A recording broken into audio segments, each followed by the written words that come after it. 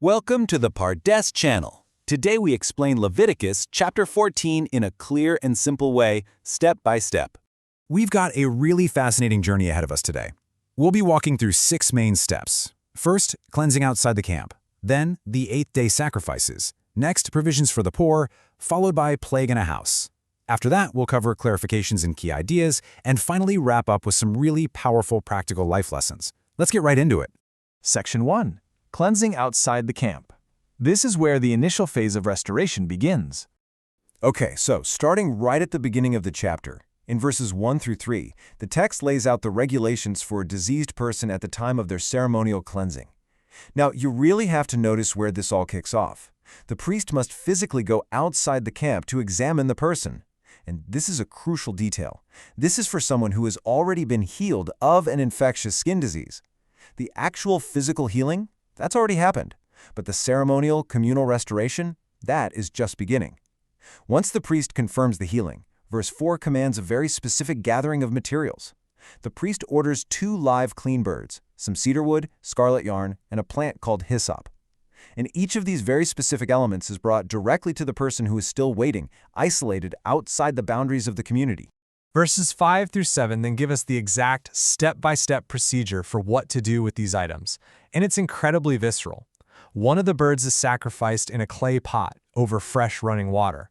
Then the priest takes that second bird, the living one, along with the cedarwood, the scarlet yarn, and the hyssop, and dips all of them right into the blood and fresh water mixture. Next, the priest sprinkles the person to be cleansed 7 times and officially pronounces them clean. But here is the most striking part. Finally, that living bird is set free into the open fields.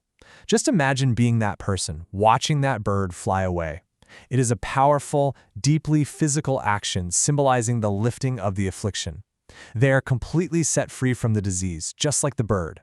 And this whole process brilliantly illustrates the absolute thoroughness required for re-entry, as we see clearly in verses 8 and 9. It's a really meticulous timeline.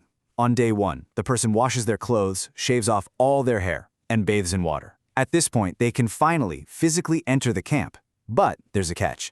They must remain outside their own tent for a full 7 days. Then, when the 7th day arrives, they must repeat the process. They shave off all their hair again. And the text is incredibly specific here. It notes the head, the beard, and even the eyebrows. Then they wash their clothes and bathe once more. This intense meticulousness literally leaves no stone unturned. It ensures absolute, complete physical cleanliness before they fully integrate back into normal life.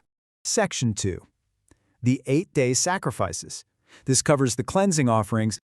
So after those 7 full days of waiting and washing, verse 10 brings the person to the entrance of the tent of meeting on the 8th day.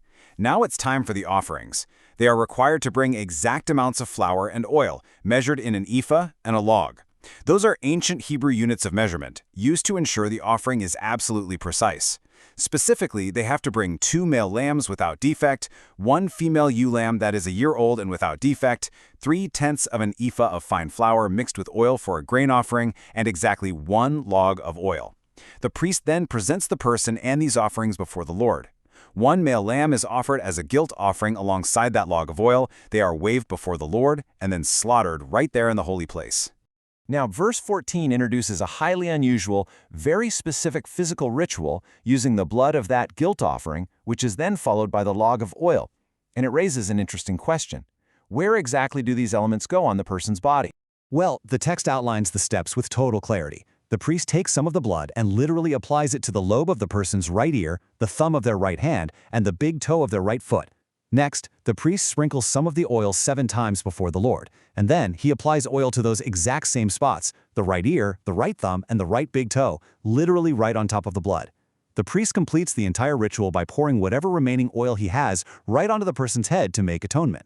After this, the sin offering and burnt offering are completed, and at that point, the person is fully, officially clean. Section 3. Provisions for the poor. Here we look at the alternative offerings. But this brings up a really practical question, right? What happens if the person simply cannot afford 3 perfect lambs? Well, verse 21 builds in this incredible economic compassion. The requirement drops significantly to match what a person can actually afford. So instead of 3 lambs, they only need to bring 1 male lamb for the guilt offering. The flour requirement drops from 3/10 of an ephah down to just 1/10, and for the sin and burnt offerings, They are allowed to substitute 2 doves or 2 young pigeons. It's a completely practical, accessible pathway. However, verses 24 through 29 make something absolutely unequivocally clear. Regardless of wealth, the core restorative process remains exactly identical. The priest still takes the blood of that one lamb and the oil and applies it to the lobe of the right ear, the thumb of the right hand, and the big toe of the right foot. Think about that for a second. The exact same dignity and the exact same precise process of restoration is given to the absolute poorest member of the community as it is to the wealthiest. Nobody gets a lesser restoration just because they have less money. Section 4. Plague in a house. Let's talk about spreading mildew. Starting in verse 33, the focus of the chapter shifts dramatically. We move from a person to physical property in the land of Canaan. If an owner spots something that looks like a plague or mildew, the text describes it as greenish or reddish depressions in the walls. The priest is immediately called in, and this initiates a very strict quarantine procedure. First, the house is completely emptied, and that's actually practical, so all their belongings aren't declared unclean. The priest inspects it and then shuts the house up for 7 days. On day 7, he comes back. If the mildew has spread, those infected stones are literally torn out and thrown into an unclean place outside the town. The inside walls are scraped down and the house is replastered with new stones and clay. But if the priest comes back later and the mildew breaks out again, verse 45 lays down the law. The entire house must be torn down. Stones, timber, plaster, the whole shebang, it all gets removed from the town. But what happens if it's a success? If the priest inspects the house after the replastering and the mildew has not spread, the house is officially pronounced clean. To purify the house, verses 49 through 53 command the exact same ritual that was used for the person at the very beginning of the chapter. Notice the profound parallel here. The exact same ingredients used to restore a human life are used to restore a home. Atonement applies to their physical environment too. They use the 2 birds, the cedarwood, the scarlet yarn, and the hyssop. 1 bird is killed over fresh water, the house is sprinkled 7 times, and the live bird is released into the open fields to make atonement for the house itself. Section 5. Clarifications and key ideas. Let's explain some of these ancient terms. Let's just pause here and look at the plain text meaning, the peshat, of these intense procedures. Verses 54 through 57 conclude the entire chapter with this summary quote. It lists out all the conditions we've been covering: infectious skin diseases, an itch, mildew in clothing or in a house, a swelling, a rash, or a bright spot. It confirms without a doubt that this is a highly practical, step-by-step legal and ceremonial manual. It's strictly for determining exactly how a person, or even an object, moves from a state of impurity all the way back to a state of purity. Now, we also saw the word hyssop used repeatedly today for both the person and the house. Just to clarify exactly what that is, hyssop is a literal physical plant. It's a small, bushy plant native to the Middle East, and it naturally holds liquid really well, so making it effectively a natural ancient paintbrush. It was used specifically in these texts for the physical act of sprinkling water, oil, or blood. So the crucial point of that whole 8th-day ceremony is the anointing of the extremities. Why the ear, the thumb, and the toe? Well, in the plainest, simplest sense, these represent the totality of the person. It represents the complete dedication of what we hear and obey with our ears, what we do and the daily work of our hands with our thumbs, and where we walk and how we live our lives with our toes. It is the total head-to-toe dedication of the person's actions and senses as they are fully cleansed and warmly welcomed back into society. Section 6. Practical life lessons. What can we actually apply from this today? While we are looking at ancient temple rituals, there are absolutely profound, everyday life lessons we can draw directly from the plain text of this step-by-step process. Right from the text, we learn the immense importance of protecting the community through careful observation in quarantine, just like we saw with the house.